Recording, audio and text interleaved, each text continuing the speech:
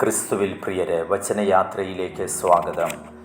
ഇന്ന് തിരുസഭ രക്തസാക്ഷിയായ വിശുദ്ധ ലോറൻസിൻ്റെ തിരുനാൾ ആഘോഷിക്കുന്നു. AD 257 സിക്സ്റ്റസ് ദ്വിതീയൻ പാപ്പയായ ശേഷം ലോറൻസിന് ഡീക്കൻ പട്ടം നൽകി ആർച്ച് ഡീക്കനായി നിയമിച്ചു. സഭയുടെ സ്വത്തെല്ലാം കൈകാര്യം ചെയ്തിരുന്നത് ലോറൻസ് ആണ്. തുടർന്ന് AD 258 വലേരിയൻ ചക്രവർത്തി സിക്സ്റ്റസ് ദ്വിതീയൻ പാപ്പയെ വധിക്കുകയും ഡീക്കൻ ലോറൻസിനോട് സഭയുടെ സ്വത്തെല്ലാം സ്വർണ്ണാഭരണങ്ങളും കാണിച്ചു കൊടുക്കുവാൻ ആവശ്യപ്പെട്ടു. സഭയുടെ സമ്പത്തെല്ലാം ദരിദ്രർക്ക് വിതരണം ചെയ്തതിനു ശേഷം ദരിദ്രരെയും വിധവകളെയും നിരനിരയായി നിർത്തിയ ശേഷം ഇവരാണ് സഭയുടെ സമ്പത്തെന്ന് പറഞ്ഞു. ആർച്ച് ഡീക്കൻ ലോറൻസിനെ ഇഞ്ചിഞ്ചായി കൊല്ലാൻ റോമൻ പ്രീഫെക്റ്റ് ആവശ്യപ്പെടുകയും ലോറൻസിനെ ഒരു ഇരുമ്പ് പലകയിൽ കിടത്തി അതിൻ്റെ കീഴിൽ തീയിട്ടു. അഗ്നി ശരീരത്തെ എരിയിച്ചു. ലോറൻസ് അഗ്നിയെ അവഗണിച്ച് പ്രാർത്ഥിച്ചുകൊണ്ട് മരണം വരിച്ചു. ലോറൻസിൻ്റെ ജീവിതസാക്ഷ്യം റോമ മുഴുവൻ്റെയും മാനസാന്തരത്തിന് കാരണമായി.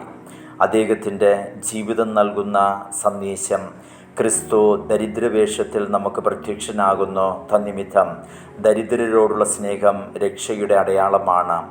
ദരിദ്രരോട് അനുകമ്പ കാണിക്കുന്നവൻ നശിക്കുക സാധ്യമല്ല. ഇന്നത്തെ വിചിന്തന വിഷയം വിശുദ്ധ യോഹന്നാൻ്റെ സുവിശേഷം 12-ാം അധ്യായം 24 മുതൽ 26 വരെയുള്ള ശൂന്യവൽക്കരണവും മഹത്വീകരണവും എന്ന വചനഭാഗമാണ്. ഇന്നത്തെ വചനത്തിൽ യേശു പറയുന്നു, ഗോതമ്പ് മണി നിലത്ത് വീണ് അഴിയുന്നില്ലെങ്കിൽ അത് അതേപടിയായിരിക്കും, അഴിയുന്നെങ്കിലോ അത് വളരെ ഫലം പുറപ്പെടുവിക്കും.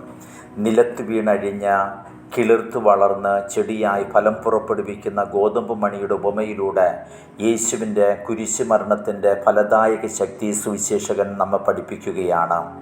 ഗോതമ്പ് മണി നിലത്ത് വീണ് അഴിഞ്ഞാലേ പുതിയ മുള പൊട്ടിക്കിളിർക്കുവോ, ഗോതമ്പ് ചെടി അതിൽ നിന്ന് വളർന്നു വരും, അത് ഫലം പുറപ്പെടുവിക്കുകയും ചെയ്യും. അതുപോലെ യേശു കുരിശിൽ മരിക്കുമ്പോഴാണ് അവിടുന്ന് മനുഷ്യരാശിക്ക് പുതുജീവൻ നൽകി ഉയർത്തെഴുന്നേൽക്കുന്നത്. യേശുവിൻ്റെ കുരിശിലെ മഹത്വീകരണത്തിലൂടെയാണ് യഹൂദരും വിജാതിയരും ഉൾക്കൊള്ളുന്ന വിശ്വാസികളുടെ പുതിയ സമൂഹം രൂപം കൊള്ളുന്നത്.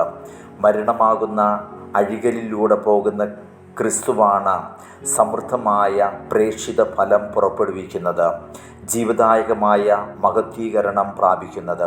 കുരിശിലെ യേശുവിൻ്റെ പരിത്യാഗവും ശൂന്യവൽക്കരണവുമാണ് ലോകത്തിന് രക്ഷ പ്രദാനം ചെയ്യുന്നത്, മനുഷ്യരെ ഒറ്റ സമൂഹമാക്കി മാറ്റുന്നത്. ഗ്രീക്കുകാർ യേശുവിനെ കാണാനെത്തിയപ്പോഴാണ് യേശു തൻ്റെ ആസന്നമായ മഹത്വീകരണത്തെപ്പറ്റി സംസാരിക്കുന്നത്. കുരിശിലെ മഹത്വീകരണത്തിലൂടെയാണ് വിജാതിയരുടെ ഇടയിൽ പ്രേക്ഷിത വേല നടക്കുന്നത്. കുരിശിൽ മഹത്വീകരിക്കപ്പെട്ട ക്രിസ്തുവിനെയാണ് അപ്പോസ്തലന്മാർ പ്രഘോഷിക്കുന്നത്. ഈ പ്രേക്ഷിത ദൗത്യം സമൃദ്ധമായ ഫലം പുറപ്പെടുവിക്കും. വിജാതീയ ലോകം സുവിശേഷവൽക്കരിക്കപ്പെടും.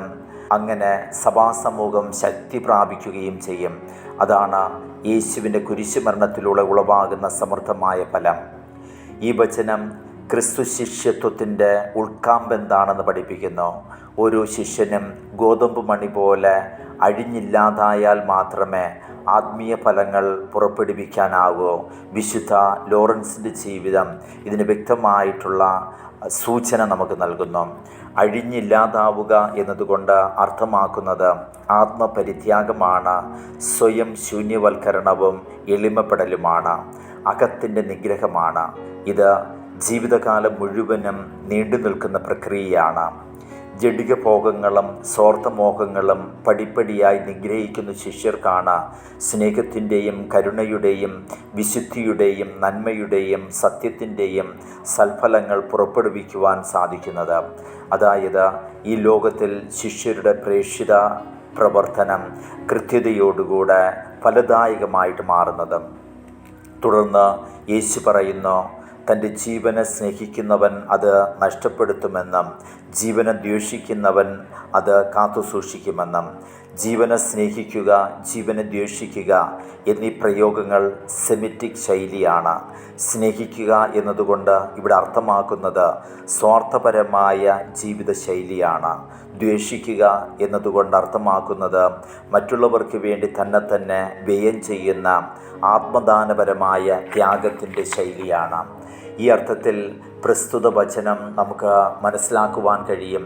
ഒരുവൻ സ്വന്തം സുഖത്തിനും നേട്ടത്തിനും പ്രാധാന്യം കൊടുത്ത് സ്വാർത്ഥപരമായി ജീവിച്ചാൽ അയാൾക്ക് ആത്യന്തികമായി എല്ലാം നഷ്ടപ്പെടാം, സ്വജീവനും നിത്യജീവനും നഷ്ടപ്പെടാം. എന്നാൽ ഒരുവൻ സ്വയം മറന്ന് മറ്റുള്ളവർക്ക് വേണ്ടി തന്നെ വ്യയം ചെയ്യുന്ന ത്യാഗനിർഭരമായ ജീവിതം നയിച്ചാൽ അയാൾ തൻ്റെ ജീവൻ ഇഹത്തിലും പരത്തിലും കാത്തുസൂക്ഷിക്കും. അയാൾ നിത്യജീവന് അവകാശിയായിത്തീരും. ശിഷ്യത്വത്തിൻ്റെ 3 പാഠങ്ങൾ ഇന്നത്തെ തിരുവചന ഭാഗം നമുക്ക് നൽകുന്നു. ഒന്നാമതായി പരിത്യാഗം, രണ്ടാമതായി മറ്റുള്ളവർക്കായി നമ്മെ തന്നെ വ്യയം ചെയ്യുന്ന ആത്മദാനപരമായ സേവനം, മൂന്നാമതായി യേശുവിൻ്റെ നാമത്തിൽ പാവപ്പെട്ടവർക്ക് നൽകുന്ന ശുശ്രൂഷ. യേശുവിൻ്റെ കുരിശിലെ മഹത്വീകരണമാണ് ഈ ധർമ്മങ്ങൾ നിറവേറ്റുവാൻ ക്രിസ്തു ശിഷ്യരെ പ്രാപ്തരാക്കുന്നത്. എല്ലാ മനുഷ്യർക്ക് വേണ്ടി കുരിശിൽ സ്വയം ശൂന്യനാക്കുന്നതിലൂടെയാണ് യേശു മഹത്വീകരണം പ്രാപിക്കുന്നത്. യേശുവിൻ്റെ സ്വയം ശൂന്യമാകലിലുള്ള ഭാഗഭാഗിത്വമാണ് യഥാർത്ഥ ശിഷ്യത്വം. യേശുവിനെ പോലെ ശൂന്യവൽക്കരണത്തിൻ്റെ പാത തുടരുന്ന ശിഷ്യർ യേശുവിൻ്റെ മഹത്വീകരണത്തിലും പങ്കാളികളാകും. ദൈവം നമ്മെ അനുഗ്രഹിക്കട്ടെ.